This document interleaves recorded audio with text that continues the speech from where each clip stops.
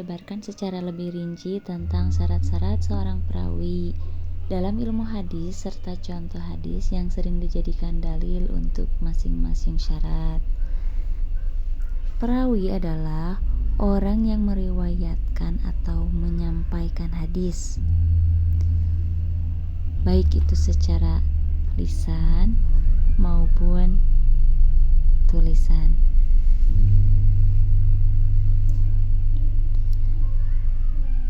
Dari satu orang ke orang lain.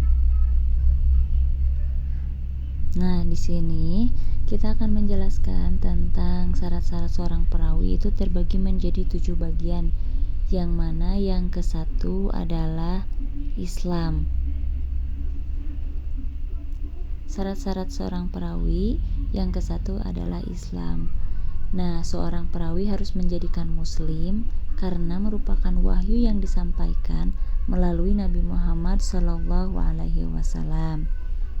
Dan hanya orang yang beriman yang dapat memahami serta menjaga kesuciannya. Hadis riwayat Bukhari. Barang siapa yang menisbatkan sesuatu kepada Nabi Muhammad SAW padahal ia berbohong, maka tempatnya di neraka. Nah, hadis ini menekankan pentingnya kejujuran seorang perawi yang tentunya dimulai dari keimanan yang kuat. Itulah yang ke-1 syarat-syarat menjadi seorang perawi. Dan yang kedua adalah baligh. Nah, yang kedua baligh atau juga disebut dengan dewasa. Nah, anak-anak belum memiliki kemampuan penuh untuk menilai dan meningkat dengan akurat, sehingga periwayatan mereka tidak dapat diandalkan. Hadis riwayat Muslim. Tidaklah seorang anak yang belum baligh menjadi saksi kecuali persetujuan orang tuanya.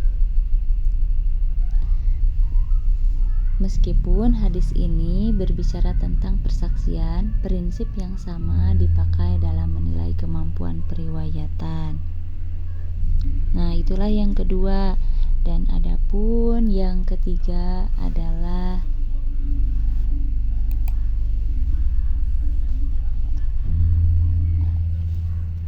integrasi atau moral.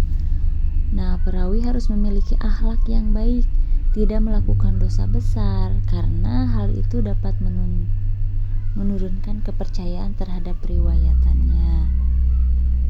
Hadis riwayat Abu Dawud. Tidak akan masuk neraka orang yang menahan diri dari fitnah, memakan harta riba, dan menuduh orang lain dengan kebohongan. Nah, kejujuran dan kejujuran moral menjadi dasar diterimanya periwayatan. Itulah yang ketiga. Adapun yang keempat adalah dab atau hafalan atau juga disebut ketelitian. Seorang perawi harus mampu menghafal atau mencatat hadis dengan tepat tanpa menambah atau mengurangi lafaz. Hadis riwayat Tirmizi, sebaik-baik hafalan adalah yang tidak merubah ketika diulang-ulang. Hadis ini menyoroti pentingnya ketelitian dalam menghafal. Nah, itulah yang keempat yang disebut juga dengan dab hafalan atau ketelitian. Adapun yang kelima tidak fasik berbuat dosa besar. Syarat-syarat seorang perawi, dosa besar dapat menurunkan kredibilitas perawi karena orang yang melanggar syariat cenderung tidak dapat dipercaya. Hadis riwayat Bukhari. Tidak ada persaksian bagi orang yang melakukan dosa besar. Prinsip ini diterapkan pada riwayat hadis. Nah, itulah yang kelima syarat-syarat menjadi seorang perawi. Adapun juga yang keenam, tidak kadzib ya. tidak kazib untuk yang keenam, yang disebut juga tidak berbohong.